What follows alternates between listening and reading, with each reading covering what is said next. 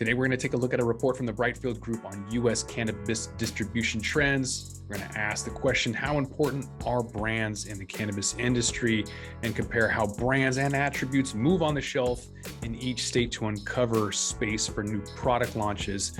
Look at available filters by state and product type, and how U.S. cannabis distribution trends are helping you find new products in the market. All coming up. It's only entertainment. Welcome back to the Talking Hedge. I'm Josh Kincaid, capital markets analyst and host of your Cannabis Business Podcast. Like we've said in the past, it's generally not about branding. It's more about going into a store, asking what the highest THC at the lowest price point until you find out what brand you want.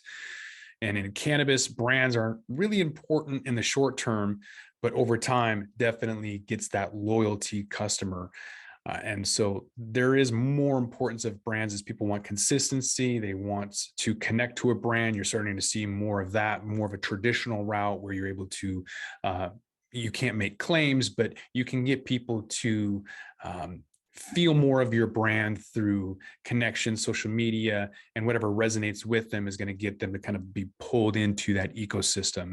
Cannabis brands have to be consistent. They have to be reliable in the long term in order to have a national scale. You're seeing that with some brands. Cookies is doing a decent job branding, marketing. It's too bad that the experience I've had is that the quality is not there. And that's kind of what they were supposedly built on, was genetics and good quality. Stizzy is another one where people like the convenience. I personally didn't enjoy the vape. I still felt like there was some cutting agent, glycol, something. So I'm assuming that's all about branding and not really about the quality either. So both Cookies and Stizzy, great examples on branding that don't really have the underlying quality that they need yet. And so maybe that's just a matter of marketing and advertising. I'm based in Washington, and so we're going to dive into a little analysis in Washington. It's one of the more mature markets in the US. And so pear and elderberry edible flavors have seen consistent growth in the past 6 months.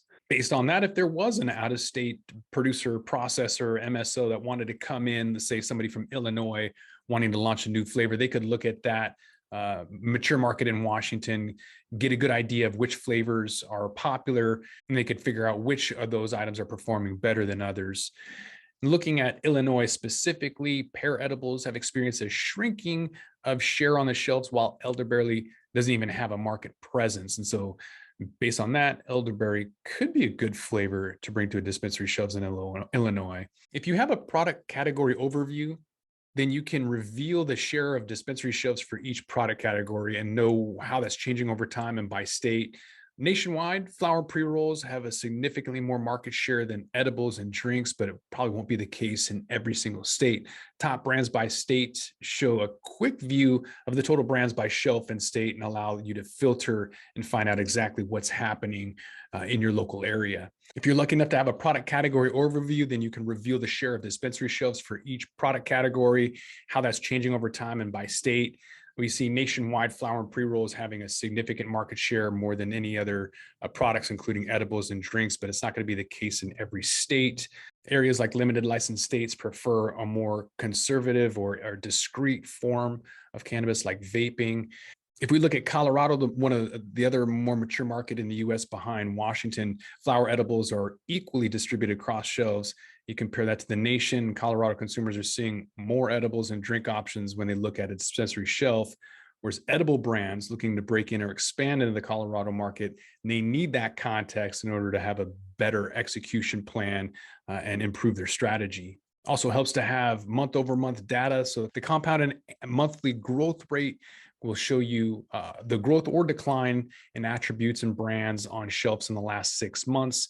That's going to help you to know if a Blue Dream is no longer going to be popular, or what's happening short term. That could also be trends in the season. We see things like lemonade popular in the summer, and then in the wintertime, some cocoa or hot beverage products like that being a little bit more popular. You also have to understand what's growing rather than just month to month, what's strongly emerging, and that's going to take a lot of data. So this data can show top growing flavors nationwide And the steady increase of edible flavors or fruity stuff, anything that kind of has an indication of a trend towards more generic edible flavors. You look specifically at product trends for strains. You see Sunset Sherbet growing on shelves nationwide, rising at 1.58% in May of 2022. And so this chart is kind of showing you what types of Sunset Sherbet products are most popular. So the data shows flower and pre-rolls, they take the biggest share of those products. Vape concentrates with the strain experiencing positive absolute growth, telling that there's Sunset Sherbet vapes and concentrates on shelves today that weren't there maybe 6 months ago. And then finding new product innovations, you can see by filtering by strain that certain brands in the flower category, for example, a strain that might be popular. This is also going to help kind of dive in and find out a little bit more about what's going on in the local market. Distribution is highly important and overlooked in so many ways.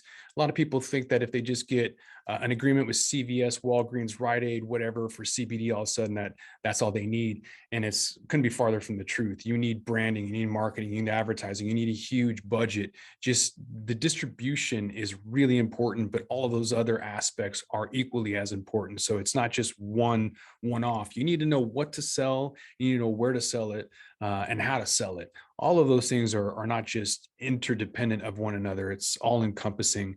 And so you need data, you need to know what you're doing. Otherwise, it's a shotgun approach and you probably won't be around very long. With that, we're going to roll this one up. I'm Josh Kincaid. This is The Talking Hedge. Don't forget to like, share, and subscribe, or don't, and I'm out. Don't forget to smash that like button on your way out and check out these other videos that we've got.